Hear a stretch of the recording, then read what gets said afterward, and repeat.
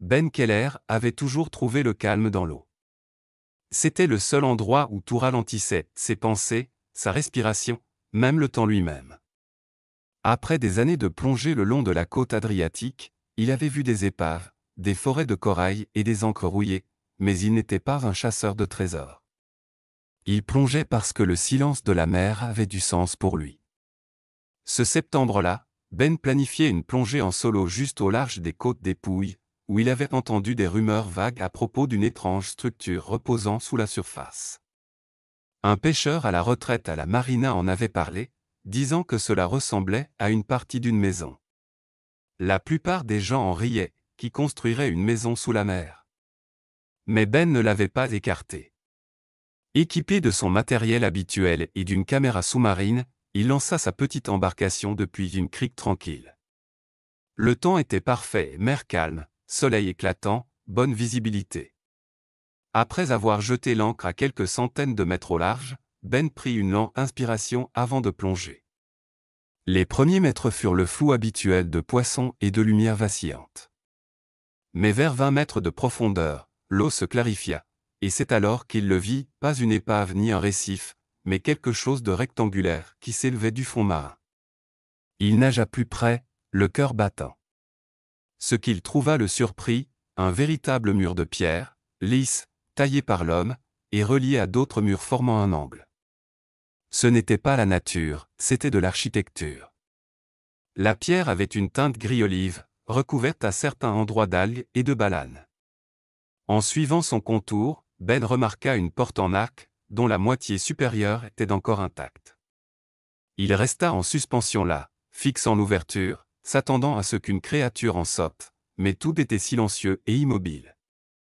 Après 40 minutes sous l'eau, Ben remonta à la surface, retira son masque et s'assit sur le bateau en regardant les vagues. Ce n'était pas ordinaire. Il avait trouvé un bâtiment submergé, peut-être plus, et il ne semblait ni ancien ni en ruine. Cela le troubla le plus. Pourquoi un bâtiment solide reposerait-il tranquillement sous l'eau, juste au large?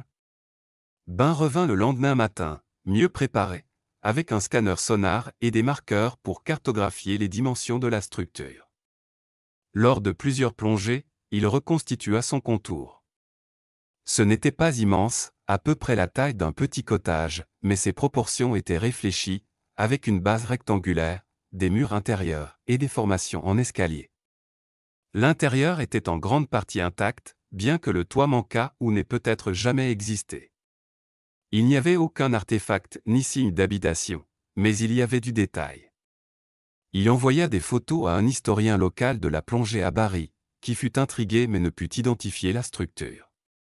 Ce n'était ni romain, ni byzantin, ni rien de connu dans cette région. La curiosité s'intensifia. Était-ce un projet privé ou une expérience moderne?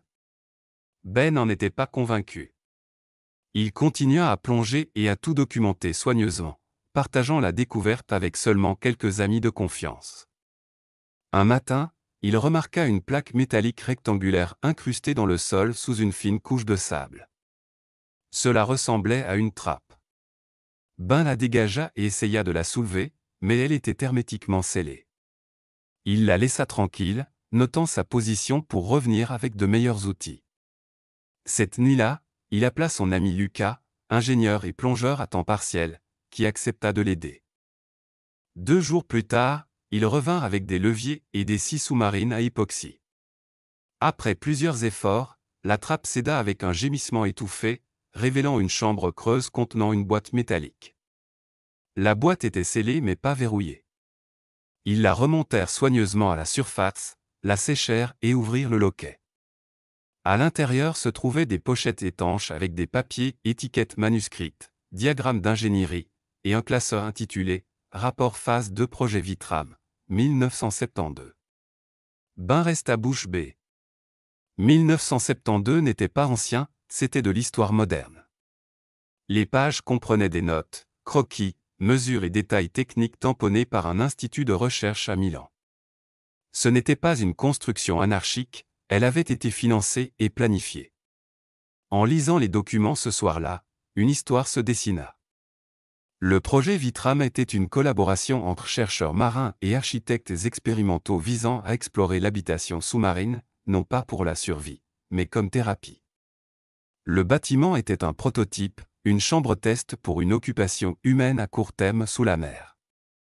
Des volontaires y passaient des heures, parfois la nuit, documentant leur état émotionnel et réaction. Ben fut stupéfait. Il avait trouvé une relique scientifique expérimentale oubliée, expliquant l'intégrité de la structure, l'absence d'artefacts et la trappe scellée. Ben contacta l'Institut, aujourd'hui à la retraite, qui confirma l'existence du projet. Le bâtiment était l'un des premiers laboratoires psychologiques sous-marins d'Europe. Une ancienne chercheuse, la professeure Livia Mancini, invita Ben à la rencontrer. Elle décrivit avec affection la « maison du calme », parlant du calme surnaturel qu'elle induisait.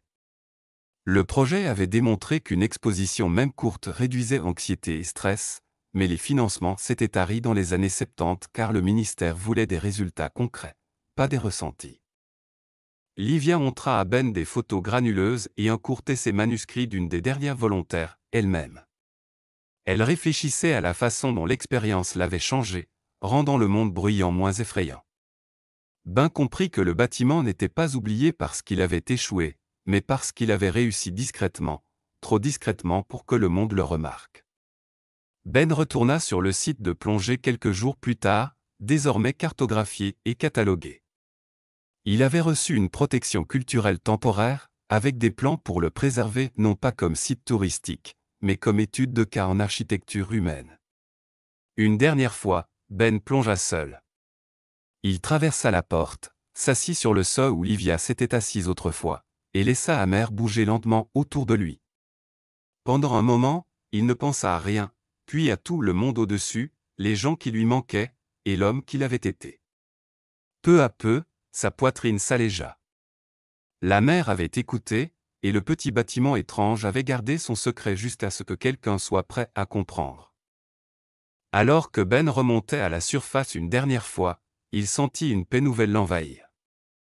Ce lieu oublié, loin des regards, avait éveillé en lui une compréhension profonde, que parfois, les trésors ne sont pas faits d'or ou d'artefacts, mais de moments de silence et de reconnexion avec soi-même.